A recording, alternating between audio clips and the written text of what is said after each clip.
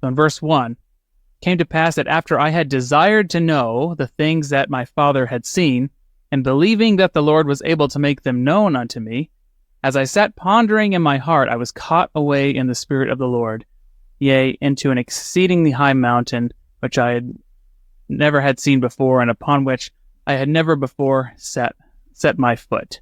So we're already learning some very key principles about personal revelation here. Yeah, Nephi, a couple of things. One, he had a sincere desire. We've talked about that before, but it's something that is pervasive in so many of these themes that we discuss. He had that sincere desire. And then he had faith. He believed that the Lord was able to make them known unto him, right? I mean, he did not have a desire that was in vain. Like, he believed there was a path. He believed there was a way that if Lord willing, he could receive and understand these things.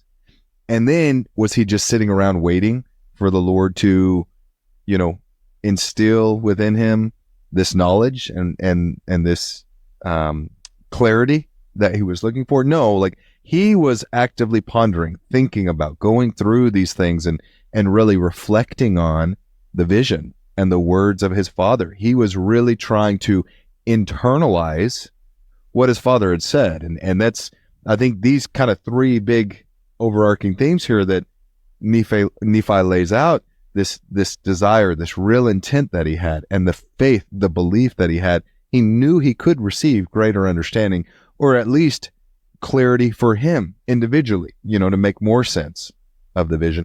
And then he was actively engaged in receiving. He was pondering and thinking upon it and going through it in his mind and trying to internalize it for him. And with those three kind of large ingredients, this kind of set the stage for the Spirit now to really come and allow this pretty miraculous vision and expansion upon what Lehi had in his vision.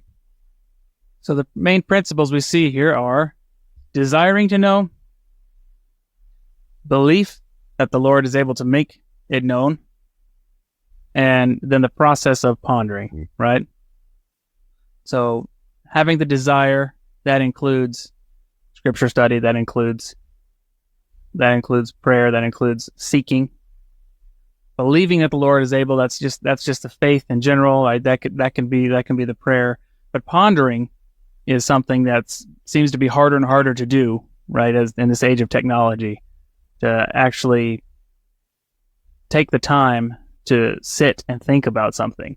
We're just so distracted all the time. But pondering is a critical aspect of personal revelation. And that's actually a skill. Like, it's not just something that is just easy to do and we just don't make time for it. Like, no, it actually takes effort to get very good at thinking about things, pondering what makes sense, what doesn't make sense, putting things in their proper place, and the whole mental exercise of really thinking upon, dwelling upon, and pondering on something in a productive, positive way. Like, that's a skill that is developed. We have to be intentional about it and purposeful and continue to refine that ability, right?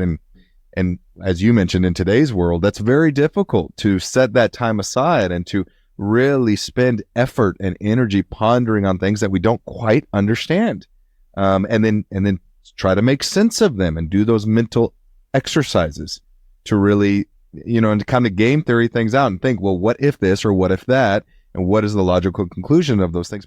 Thank you for watching. If you found this content spiritually enlightening, please like, comment, and subscribe.